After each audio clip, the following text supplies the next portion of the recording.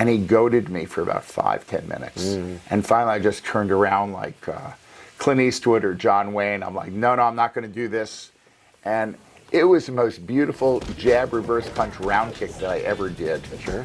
And I landed and I was looking at this vista of Montana, but there was no 6'6" guy in front of me.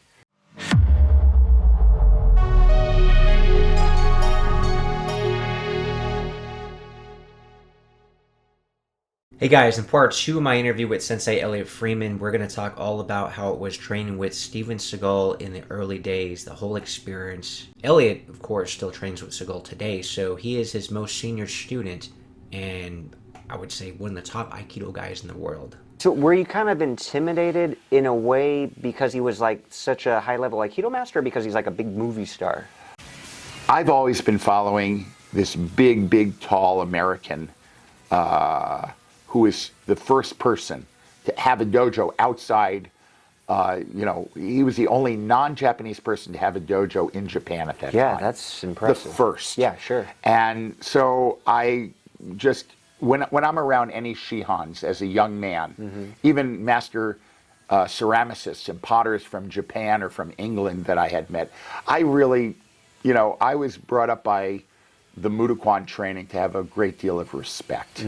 And there's no doubt that he was a movie star, but I had known movie stars. I had gone to school with people that have become movie stars. But there's something greater when you get with a great teacher. And I'm not talking someone who is a commercial dojo. I'm just talking about someone that is very, very steeped in the I don't want to say religious, but the spiritual side of martial arts. And if you're very serious about that, then your art gets very high level because you're willing to put the time, the energy, the focus.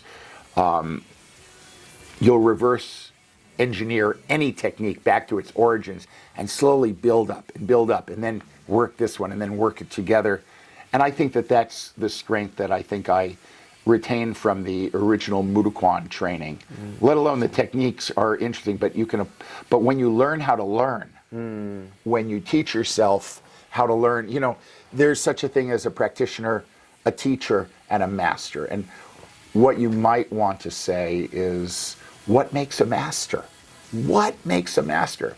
And when you have enough information to actually start teaching yourself how to progress and how to learn, I would say that that's probably something along the lines of the start of mastery.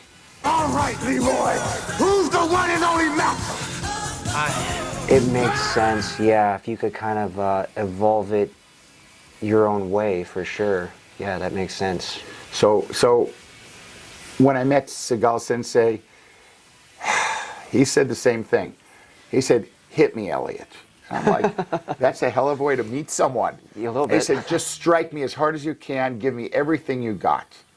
And I said, "Sensei, I'm not a typical Aikidoist, the soft, the fluid, the philosophy, and no fight. I mean, Sensei, I didn't come here for this." And he goaded me for about 5-10 minutes. And finally I just turned around like Clint Eastwood or John Wayne. I'm like, no, I'm not going to do this. And it was the most beautiful jab, reverse punch, round kick that I ever did. Sure. And I landed and I was looking at this vista of Montana, but there was no 6'6" guy in front of me. So I started to panic and I started looking wider and wider, and he put his head on my shoulder. And it was just, and he whispered in my ear, he says, "Yeah, it's kind of like magic, isn't it, Elliot?" And you ever do one of those things where it's chilly? You just go, "Oh, gosh," He should have used that in one of his movies. That's a brilliant scene. I wrote a few scripts for him. We're negotiating. That's such a cool story. That's awesome. But Great intro. Afterwards I stayed. We trained for a week. Okay. And he would come in, teach a class, and first we would groom the whole top of this hillside mountain. And he was the most remarkable, serious teacher. And he just told me, "You need a teacher, Elliot. You need someone that you can't that knows more than you, that is more capable than you, that quite frankly, is a better martial artist than you. And I'll tell you why. Can you say that about the other Aikido? Because this is going to be like a trip that is not going to end. And I looked at him and I totally got what he said. I had great respect for all my teachers. Oh, sure. And there isn't one of them that doesn't deserve it. They've spent their life training in martial arts. But when I saw what he could do, I asked people, please never call me Little Seagal again. Don't do that. It's just, I don't deserve it. And he's always been available. He's always been generous with his time and his resources, his connections. He's just been a teacher that, but he's not an easy teacher. I mean, there's nothing easy about him. I remember one guy we're supposed to be training for 4 hours, he'll be back. And he'd ride up in his Jeep or on a horse or something, and he'd teach for another hour or two. And then he'd leave and say, practice, I want you until 6 o'clock or 4 o'clock. And he'd leave, and he'd let you discover techniques. And he would work with you, but he wanted you to grow your own Aikido. Sure. And he actually saw one person sitting down during that 4 hours when he came up, and he looked at him and he said, you can leave now. The guy came all the way to Montana to train with him. And there was no second guessing that conversation. He was gone. So when you work with a great master, your blood, sweat, and tears are expected. Yeah, you're working. And it is sometimes, for today's standards, it might be considered a little brutal. So it was a wild time, and he accepted me as a student. And I think due to attrition, not due to my skill, maybe. But I've been with him 33 years, and I show my students what they can learn. And he also has, every time I think I understand what he says, he goes, no, there's another 40 or 60% there. Don't worry about it, Elliot. There's more. How much of the training, so you did the first week in Montana, which sounded pretty rigorous, a lot of training, and then you would obviously have to leave the compound, leave the ranch, do things on your own. Like, how often were you meeting up and training with them? My students actually put up a fund, and they had me flying in and out of LA working with him or working with people who had schools out in the California areas. It's really kind of a almost like a movie. Sounds like it. Great setting, everything. great setting and whatnot. And we would comb the different hills that we worked on. We'd walk for an hour, get up a hill, and we would get the rocks out, be slamming each other and throwing each other, and he'd take off, say, good, I'll be back in 4 hours.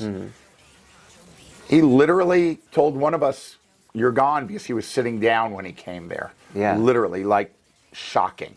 But that was not only a lesson for that guy, it was a lesson for all of us. All of you, yeah, sure. And it was not only a lesson to us, but to all of our students that would be in the future. Like, what was the level, what was the criteria? And it was very deeply respectful, but it was, this is what the class was, and that was the rules. Yeah, really high standard, and it's like, look, if you're here, that's great, but you got to make sure you earn, your reason to stay here.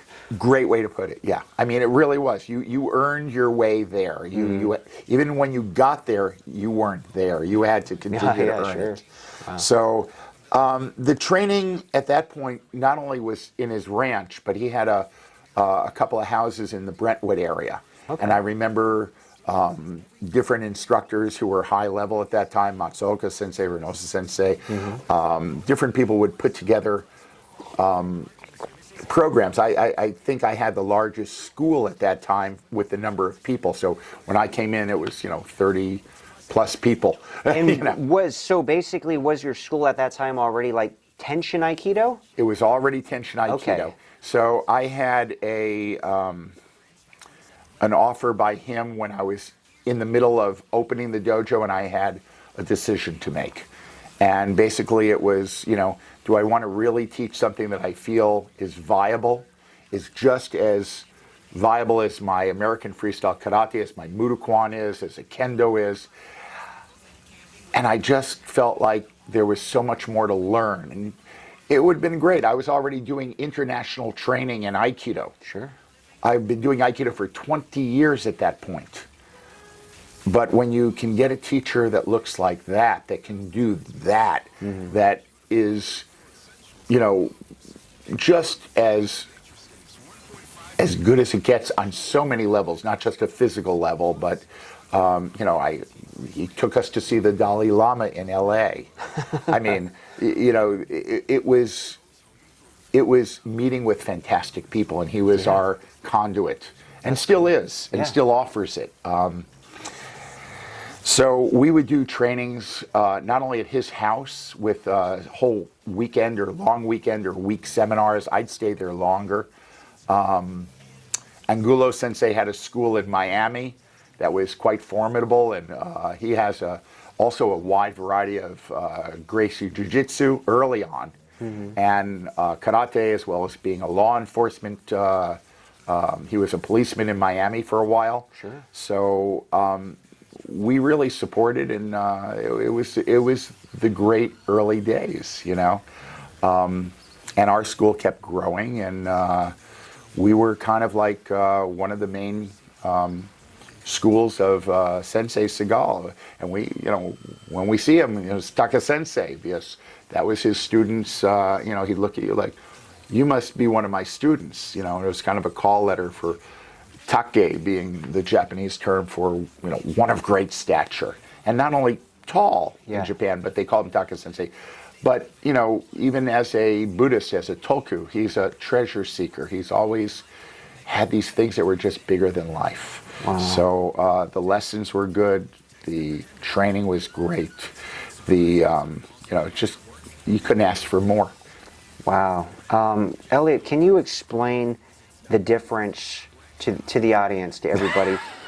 Aikido versus Tenshin Aikido. Oh. Because Aikido in general gets a bad rap. Oh, it's ineffective, it doesn't work, you guys are wasting your time. But you showed me stuff and I felt it firsthand. I'm a lifetime martial artist. What, Sensei Elliot does works very much. Well, in the next video, we'll really get a better understanding of the difference between Tenshin Aikido and just Aikido in general.